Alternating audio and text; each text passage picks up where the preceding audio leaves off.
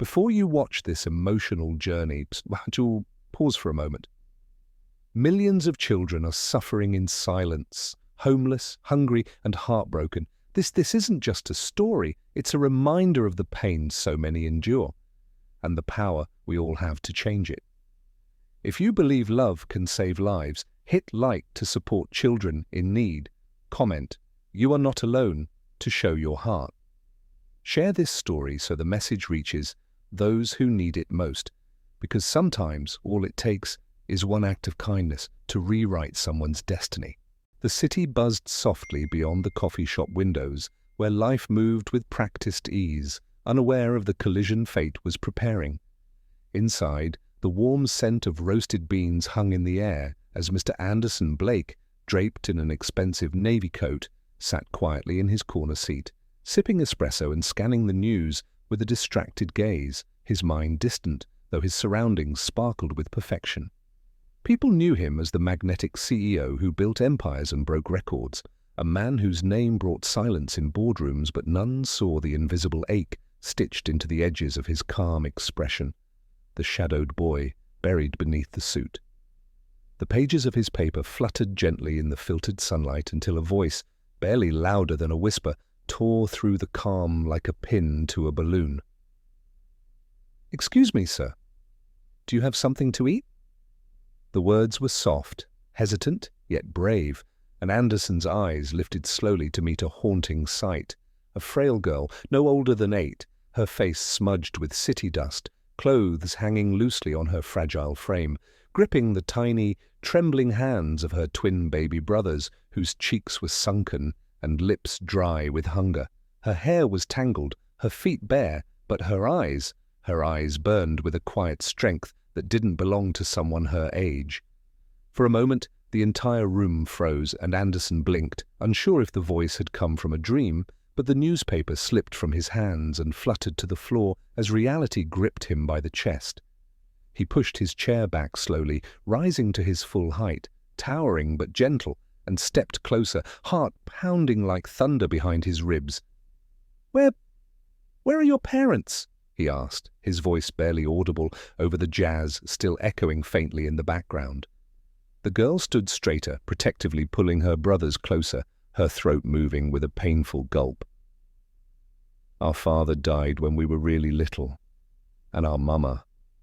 She got sick, and we really tried, but she died last month. There's no one left. It's just us now," she said, every syllable a blade of truth cutting through the warmth of the coffee shop.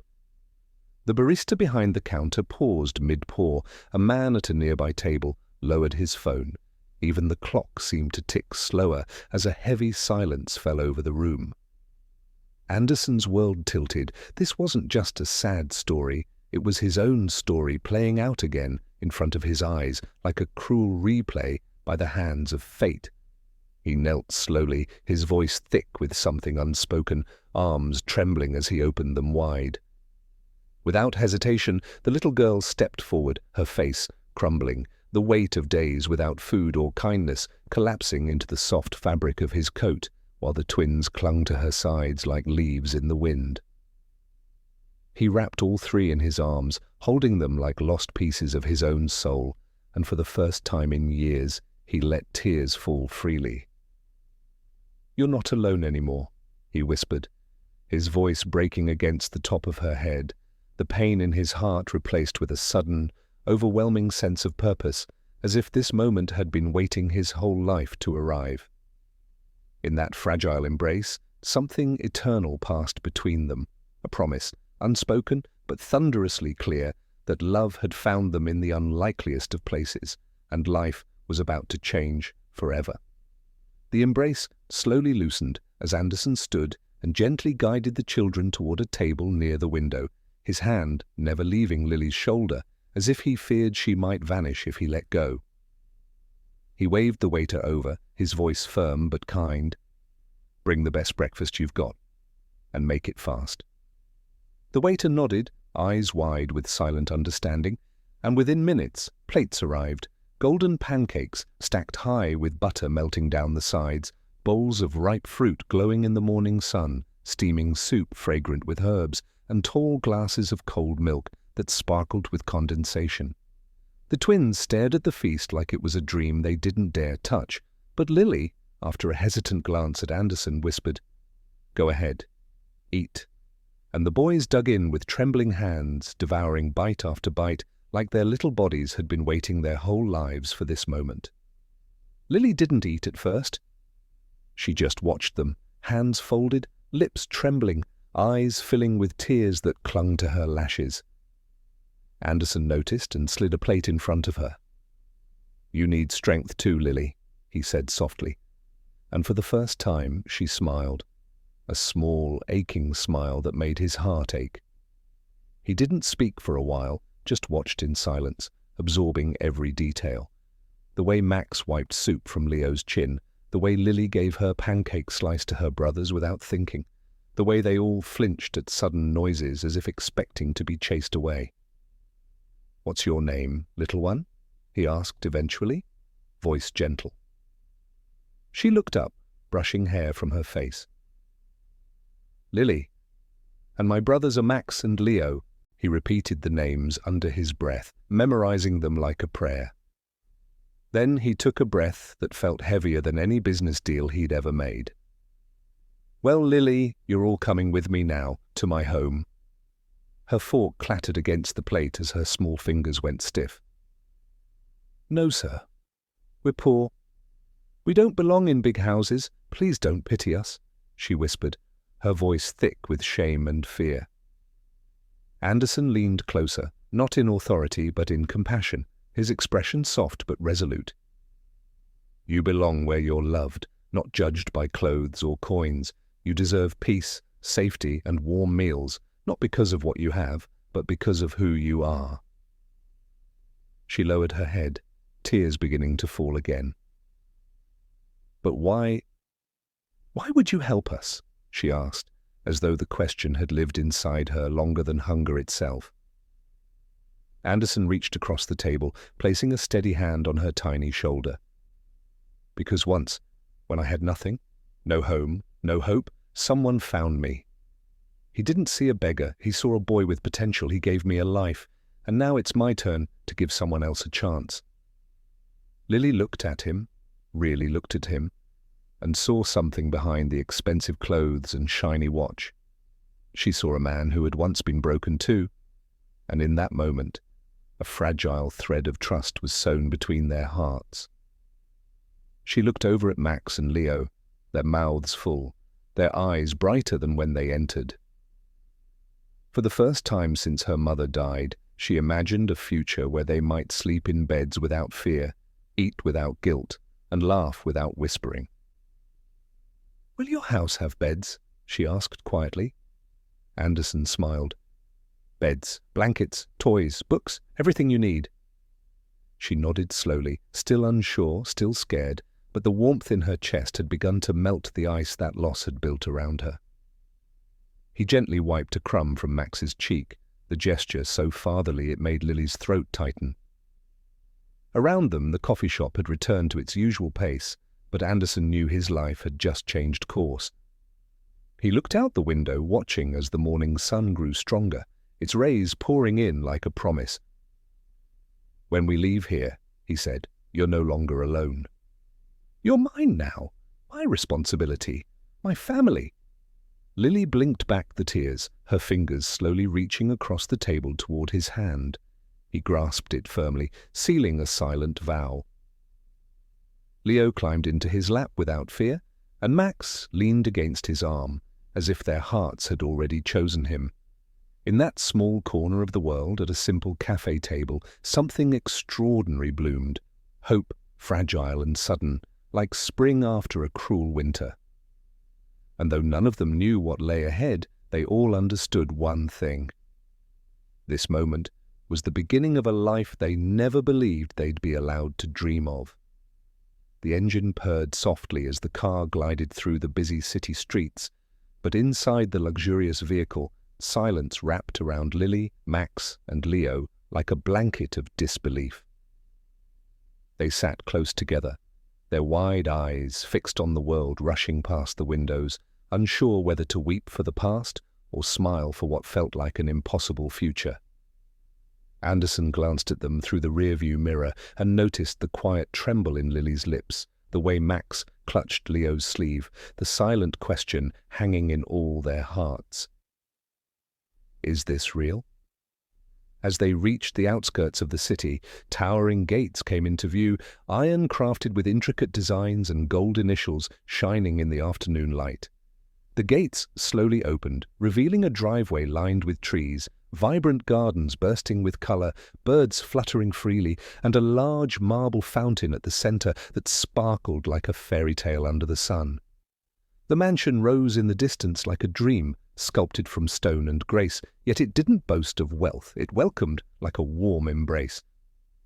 The car stopped gently and Anderson stepped out, walking around to open the door for the children himself.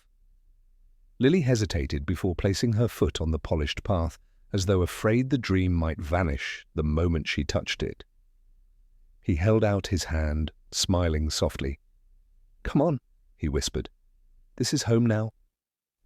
The twins followed, gripping her dress tightly. Before they could take more than a few steps, the grand wooden doors swung open and Samantha stood framed in the light of the doorway. Elegant, poised, her hair tucked neatly behind her ears, wearing a soft blue dress that matched her gentle eyes. Her expression shifted from curiosity to confusion and then to surprise as she spotted the children beside her husband. "Anderson, who are these babies?" she asked, her voice a mix of concern and wonder. He approached slowly, kneeling down beside Lily and placing a steadying hand on her shoulder. "They are my children now," he said, voice thick with emotion that made Samantha's lips part in shock. Her eyes searched his face, trying to understand the sudden storm in his calm gaze. "But this is sudden. Why?" she asked, her hand resting over her heart as though trying to slow its pace. He looked into her eyes, every word drawn from a wound that had never fully healed. "When I was 4, I lost everything. My parents were killed in a car crash. I remember the silence after the sirens faded. I wandered streets I didn't know, my stomach empty, my shoes torn. I cried until I couldn't anymore. People passed me like I didn't exist. Then one man stopped, a stranger, a kind soul who saw me not as a burden, but as a boy who needed love. He took me in, gave me warmth, taught me to believe again. Because of him, I found education, purpose, and became the man I am today. Now, it's my turn." As his voice broke, Samantha's eyes brimmed with tears. She looked down at Lily, who stood frozen, unsure whether to fear judgment or run, and then to Max and Leo, who peeked up from behind her. Samantha's lips trembled, but she didn't speak. Instead, she stepped forward, slowly, gracefully, and knelt until her eyes met Lily's. She extended her arms without words. Lily's body remained rigid for a breathless moment, then melted into the woman's embrace like a bird finally landing after a storm. Max and Leo followed, their tiny arms clinging to her as though drawn by instinct to her warmth. "Then welcome home, my darlings," Samantha whispered, her voice catching as she stroked their tangled hair. In that moment, the mansion was no longer just stone and wealth. It became a sanctuary, a place where broken pieces could be made whole again. Anderson stepped back, watching the scene through damp eyes, knowing that he had made the right decision, not out of charity, but from a deeper place, a place of shared pain, of unspoken understanding between souls that had suffered and survived. He walked up the steps behind them and opened the door wider, letting the scent of baked bread and roses drift out. Inside, warm golden light spilled across polished floors, family portraits lined the walls, and laughter echoed faintly from memories long past, waiting to be rewritten with new joy. As they stepped over the threshold, the children looked around in awe. Soft couches, glowing lamps, plush rugs that tickled their feet, and a staircase that twisted like a ribbon toward rooms unknown. Lily paused, glancing up at Anderson and Samantha, her voice small and unsure. "Are you sure we can stay?" Samantha knelt once more, cupping Lily's face. "Not only can you stay, we want you to. This is your forever home now." Lily blinked, and the tears finally fell. Silent, healing drops that carried away the weight of yesterday. In the stillness of the hallway, as the sun sank lower outside and the world moved on without noticing, a broken family began to rebuild, not from blood, but from love, the truest foundation of all. That night, while the grand mansion settled into silence and the soft hum of crickets whispered through the garden, Lily sat by the window of her new room, knees to her chest, staring out into the moonlit sky. Her fingers gently clutched a worn photo, its edges frayed, the image faded, but her mother's smiling face still glowed like a lantern in the darkness of her grief. She hadn't spoken much since the embrace from Samantha. She had eaten dinner quietly, bathed her brothers, and tucked them into the softest beds they'd ever known. But sleep didn't come for her. The bed was too soft, the room too big, her heart too loud. Just as her chin began to tremble, the door creaked softly, and Anderson stepped in, barefoot and holding a blanket. He saw the silhouette of the tiny girl curled in the window seat, framed by the silver light. "Couldn't sleep?" he asked gently, sitting a short distance away so as not to startle her. Lily didn't turn her head. "I feel guilty," she whispered.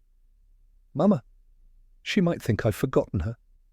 Her voice cracked at the edges, fragile as glass. Anderson inhaled slowly, the kind of breath that carried the weight of things once unspoken. "Lily," he said softly, "do you think your mama would want you hurting like this?" She swallowed hard, brushing away a tear that had escaped. "No, but I still feel like I've betrayed her, like I'm replacing her." He leaned forward, his voice quiet but steady, filled with years of hidden pain. "You can never replace someone you love. You carry them with you. Every tear, every memory, every lesson, they live in you. Your love for her doesn't fade because you're safe now. It grows." Lily turned her face toward him, her eyes glossy. "I see her every time I close my eyes," she murmured. "I still hear her voice when I read bedtime stories to Max and Leo. Sometimes I wait for her to walk through a door, but she doesn't." Anderson placed the folded blanket gently over her lap. "I waited too. For a long time," he said, his gaze distant now, looking at something far beyond the walls of the mansion. "After my parents died, I thought if I stayed sad enough, they'd come back. That if I refused happiness, the universe might reward me with a miracle. But that's not how life works, sweetheart." Lily tilted her head, searching his face. "Then how did you stop feeling so alone?" she asked, her voice barely more than breath. Anderson turned toward her fully now, his expression solemn yet kind. "By choosing to believe that love didn't end with death, that I was still worthy of being cared for, that it was okay to smile again. I stopped running from kindness. I accepted it, and I let it in." For a long moment, Lily said nothing. Her small hand traced the outline of her mother's face in the photo. "It's hard," she finally whispered. "It hurts in places I didn't know could hurt." "I know," he replied, placing a hand gently over hers. "Grief is the price we pay for love, and the deeper the love, the heavier the grief. But that love also gives us strength to carry others, like you do for your brothers." Her lips parted slightly as if she hadn't realized that truth before. "Sometimes I'm scared I'll forget her voice," she admitted. Anderson nodded slowly. "Then speak her name often, sing the songs she sang, tell the stories she told. That way she'll never leave you, not truly." A faint smile crept across Lily's lips, tender and broken, but real. She looked at him again, really looked, and saw a man who had learned how to build hope from the rubble of his own loss. She didn't speak as she slowly leaned over and rested her head on his shoulder, not out of fear, but for the first time, out of comfort and trust. Anderson didn't move, afraid even a breath might disrupt the delicate peace of the moment. He just placed his arm gently around her, the way a father might shield his daughter from the weight of the world.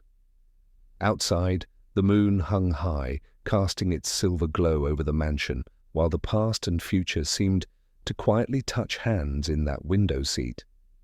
And in that hush between heartbreak and healing, Lily finally closed her eyes, letting the tears fall freely, because this time she wasn't crying alone. In the quiet glow of dawn, Lily awoke with Anderson's blanket still wrapped around her, and the memory of tears that finally didn't feel so heavy.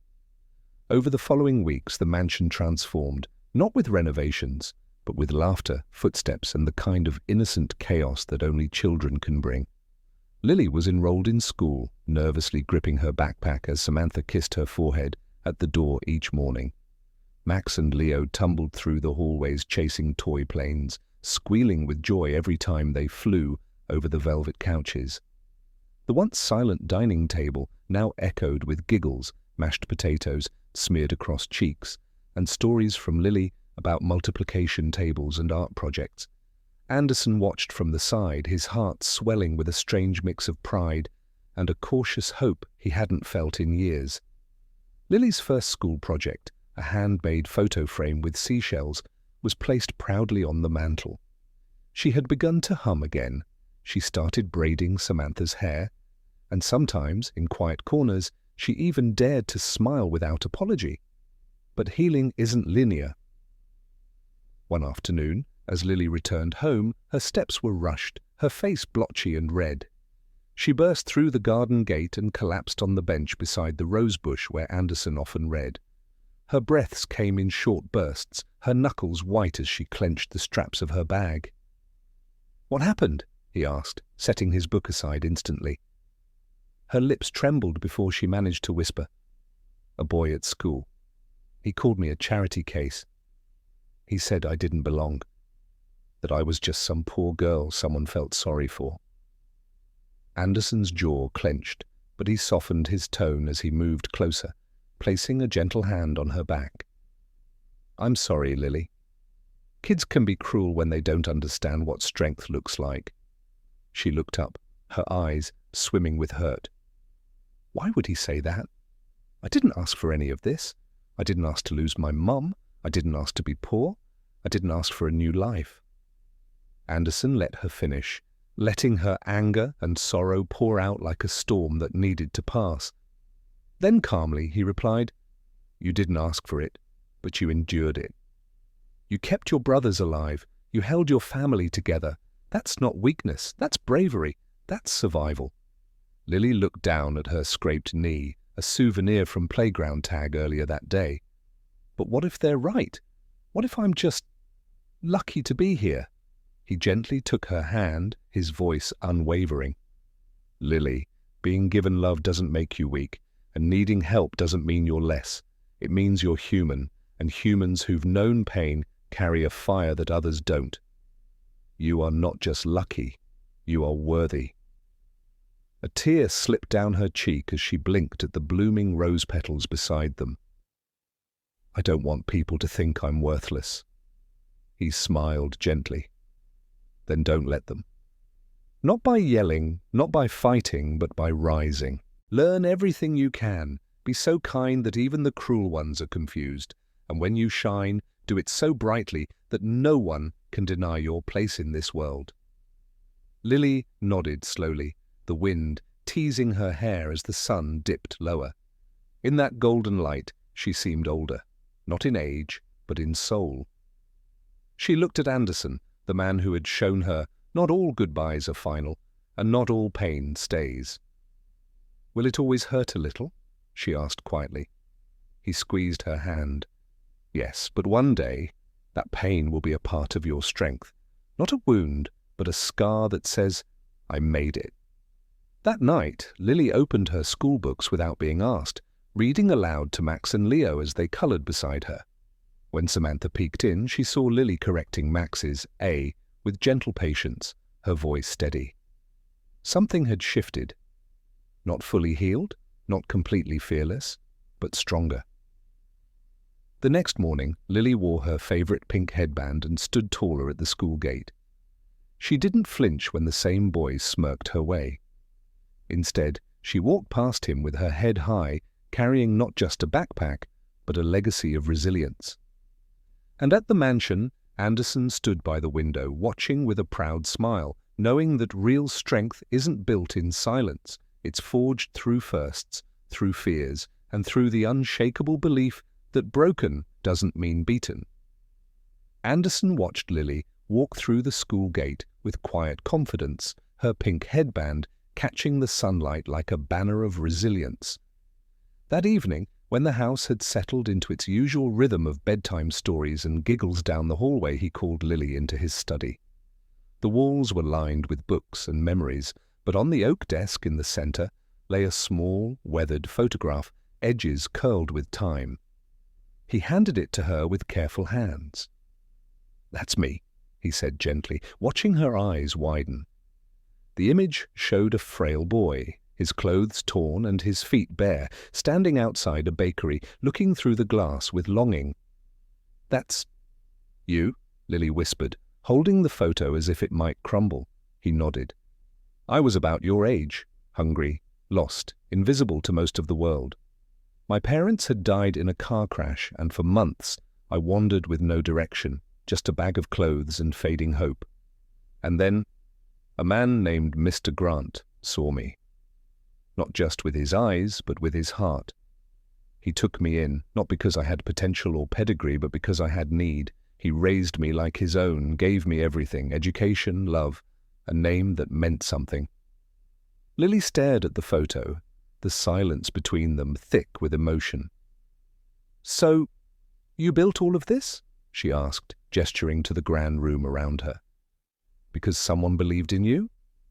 "Yes," he said quietly, the weight of his journey evident in every syllable. "This home, this life, every decision. I owe it to him. He gave me a second chance when the world offered none.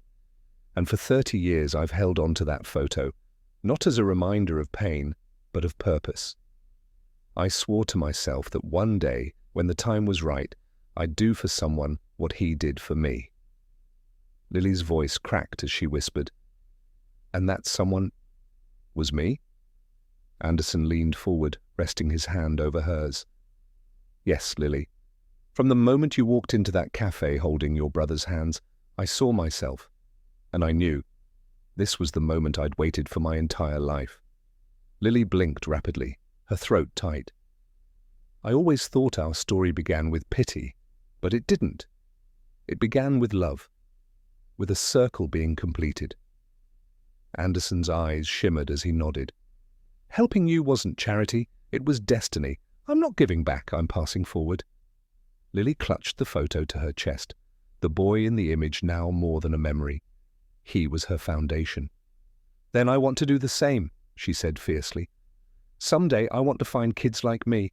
I want to be someone's Mr. Grant too." Anderson smiled, a tear escaping down his cheek. "And you will, Lily. Because you know what it feels like to be small in a big world. That kind of heart, it can't be taught. It's carved from pain, polished by healing." The clock on the wall ticked steadily, but in that study time stood still, just a girl and a man bound not by blood but by purpose. Lily stood slowly and walked to the window, looking out at the garden where Max and Leo played under Samantha's watchful gaze. "They'll never remember the pain," she said. "They'll only remember love." "That's the goal," Anderson replied. "That their laughter drowns out everything we had to survive." She turned to him, eyes glowing with resolve. "You didn't just change our lives, you gave them a new beginning." He reached for a frame on the shelf, a photo of himself with Mr. Grant, older and smiling beside a graduation stage. "And now you'll carry that torch forward. You'll be the reason someone believes again." Lily nodded, a quiet promise blooming inside her chest. Her past had not been erased, but it had been rewritten with hope.